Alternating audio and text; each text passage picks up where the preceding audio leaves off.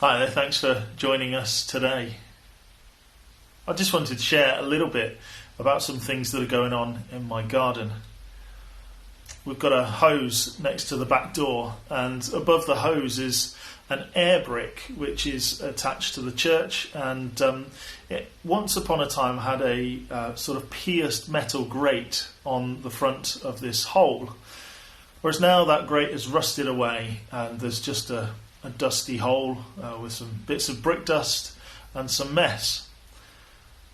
But lately it seems to have changed. There seems to have been some leaves taken in and some bits of moss and some bits of branch, and there's a nest that has appeared. And it's intricately made, and there's this almost bowl-shaped nest made out of bits of moss and leaves, as I say. And the other day we spotted that there was a robin just peeping his head over the top of the nest, or hers, and just peering out, staring out. And so we're desperately trying not to disturb it. We've got some mealworms which we're feeding it to try and help it and encourage it, and for it to have a successful brood. But it really got me thinking that this hole in the wall is a most sort of unobvious place.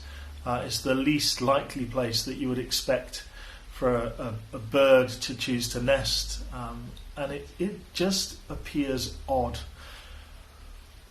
But it reminds me that actually throughout the Bible, God chooses characters, people, individuals who are the least likely, and through them he does amazing things. In Moses you've got a murderer.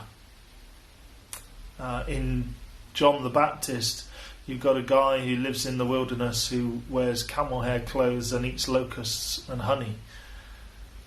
In the disciples, you've got fishermen, the uneducated, those with anger issues and are quick to draw the sword. You've got people who betray Jesus. And in Paul, you've got somebody who persecuted the Christians, who murdered them and did everything he could to stamp out Christianity. And yet God chose to use all of these characters. And like the hole in the wall where the robin's built its nest is unlikely, all of these characters, all of these people that I've just described seem unlikely.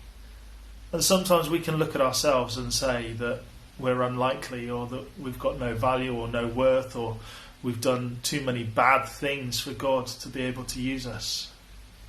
But actually that's quite untrue.